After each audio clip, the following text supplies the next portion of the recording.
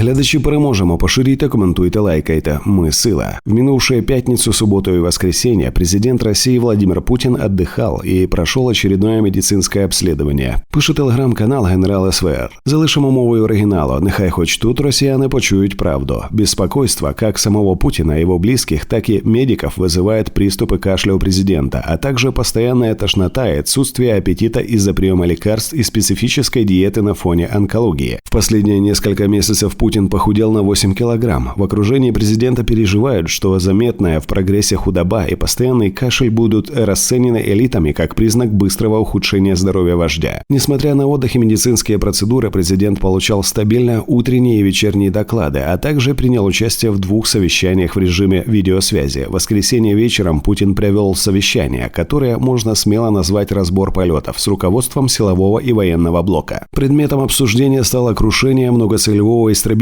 Су-30 в Иркутске во второй половине дня воскресенья. Президент выслушал доклады, попытался выяснить, какая вероятность диверсии в этом инциденте. Получив ответ, что вероятность диверсии минимальная, Путин начал нервно отчитывать практически всех участников совещания, срываясь на крики и переходя на ненормативную лексику. Больше всего досталось несостоявшемуся маршалу Победы, министру обороны РФ Сергею Шойгу. Несмотря на то, что Шойгу был отстранен от принятия решений в Министерстве обороны, он все еще иногда принимает участие в совещаниях с участием президента. Обращаясь к Шойгу, Путин нетривиальными выражениями и речевыми оборотами дал понять крайнее недовольство самым фактом существования Сергея Кужугетовича в своем окружении, Министерстве обороны и в поле зрения. После отключения Шойгу от участия в видеоконференции Путин было приступил к другим представителям руководства военного блока, но продолжить не смог из-за приступа сильного кашля. Да так, что совещание пришлось прекратить, а президенту понадобилась помощь медиков. Так не ровен час на публике сорвется президент, потом проблем не оберется. Еще пара-тройка рухнувших самолетов в этом году и все. Может закончиться Путин. Нервы ни к черту. До зустрічі, глядачі, переможемо. Поширюйте, коментуйте, лайкайте. Ми сила.